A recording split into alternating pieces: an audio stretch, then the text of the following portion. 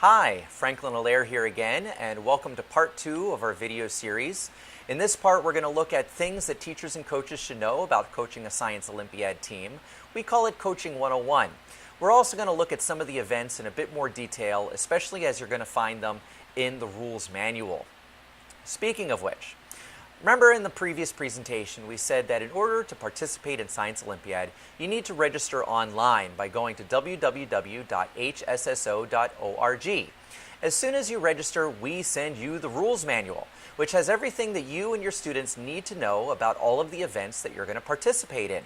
And this is probably going to be your #1 resource when you and your students are preparing for events.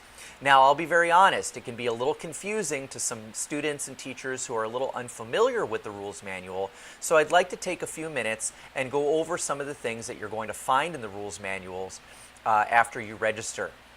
Now, looking at this event here, Solar System, there are some things that you're going to see on here that are pretty straightforward and you're going to see on just about all of the events. So for instance, for every single event, you're going to see a description. You're going to see how many students are allowed in the particular event, as well as the time you're going to have for that event. For most of the knowledge-based events, that time is going to be limited to 50 minutes. For some of the building events, that's going to vary, and we'll take a look at an example of that in just a little while. You'll also see here the event parameters, and this is really important for you and your students to review carefully, because the event parameters tell you very clearly what your students should and should not bring to an event. And this is important for two big reasons. On the one hand, it's really important for your students to be prepared. So if they're allowed to bring something like an 8.5 by 11 sheet of paper, a laptop, a binder, a field guide, we want them to make sure to have those things so that they can be prepped for that event properly.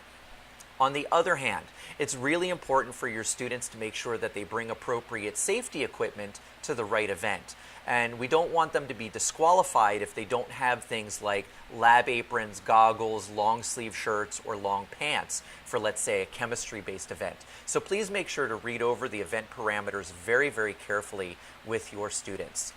Below that, you'll see a section called the competition, where we try to describe to you in as much detail as we can what kinds of things are going to be covered at that particular event at a regional, state, or even a national competition. And we even have, we provide to you some sample performance tasks so both you and your students can have practice runs in your classrooms at your school and kind of get acclimated to the kinds of things that you're going to be doing at a Science Olympiad competition. Below that, you'll see a section on scoring that tells you how the event will be scored, as well as some recommended resources, including Science Olympiad CDs and DVDs, as well as lots of resources online. And we'll explore some of these online resources in part 4 of our video series. Now, as I said, regardless of the event, you're going to find a lot of the same information. But when it comes time for a building event, such as Bottle Rocket, you're going to find some additional information that's worth mentioning. For instance, whether or not your device has to be impounded. Now, an impound means that the students will turn over their device to the event supervisor, and they will not be able to access that device until it's time for them to participate in that particular event.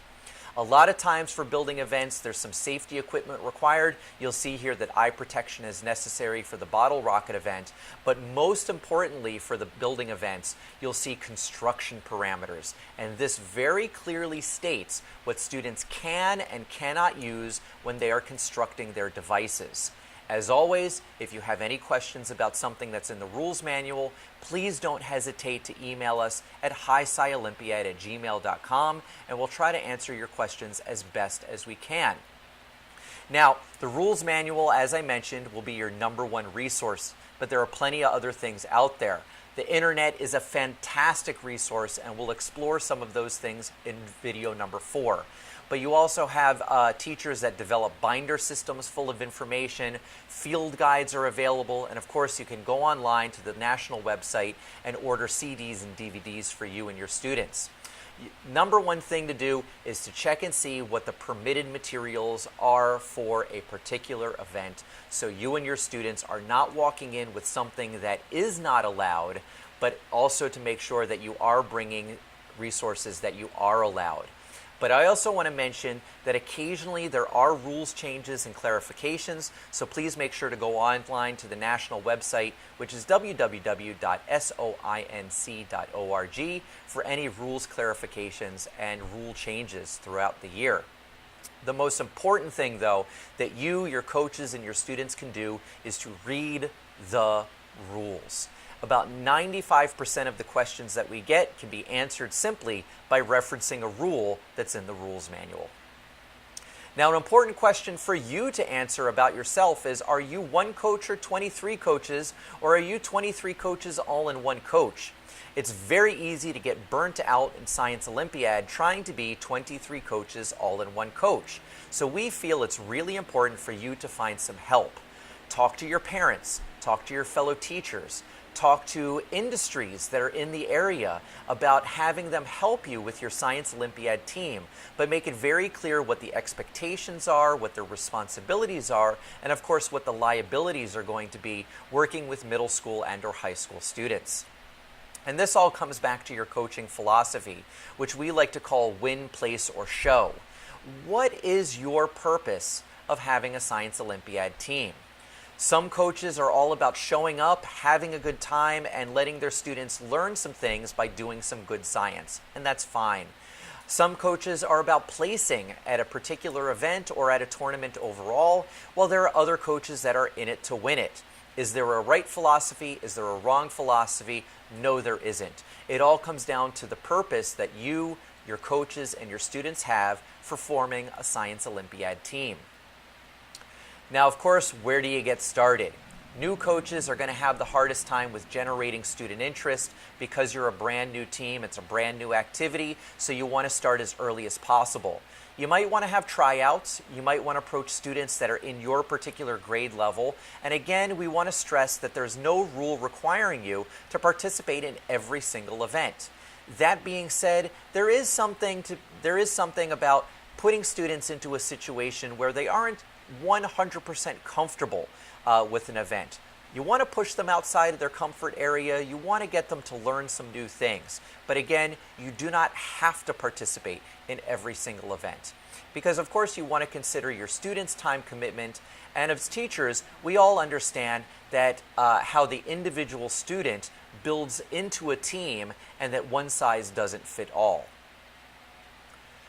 The number one question that we get, especially from new coaches, is how often to have practices. Some coaches will do once a month, some will do once a week, some might do every single day as the tournament gets closer and closer and closer. Please realize there's no right or wrong way to do it. It's up to you, your coaches, and your students. But also realize that the types of practices necessary aren't equal for all of the events. Study events, like we looked at for solar system, can sometimes be done on their own. Students can work on their own. They can do studying through email or even online through things like Moodle, Facebook, and Google Docs. Building events might require a little bit more supervision, especially if you want to have something like a construction night. You want to secure construction locations, whether that's going to be at school or at a coach's house. But you also want to think about the liability involved, first of all, with constructing devices, but also with having students go to a coach or a parent's house. But you also need to, of course, think about the availability of your coaches and your students. What's nice about Science Olympiad is that it is one of the more affordable competitions that you can participate in. The expenses are might include things like reusable and consumable materials, of course the registration fee, as well as extras such as travel, maybe t-shirts for your team. How do you get the money for these things? Some coaches will charge students a participation fee, and that can be anywhere from $25 to $100, just depending on the expenses that you think you might incur throughout the school year. Some coaches like to do fundraising events. They work with Zippies, they work with Krispy Kreme, they work with other organizations to help them do fundraising. They can also do grant writing to various organizations or approach corporations and organizations that are in and around their school area to try to get some money to support their school team. Right now, STEM is a big thing, so this is a perfect time to approach those schools about money and resources that you can use in the classroom with your students. Now, I know this was pretty dense, and I know that I went through it very quickly. So, of course, if you have questions, please do not hesitate to email us at hisciolympiad@gmail.com. Coming up next in part 3, we'll talk more about the tournaments and specifically the scoring that occurs at those tournaments.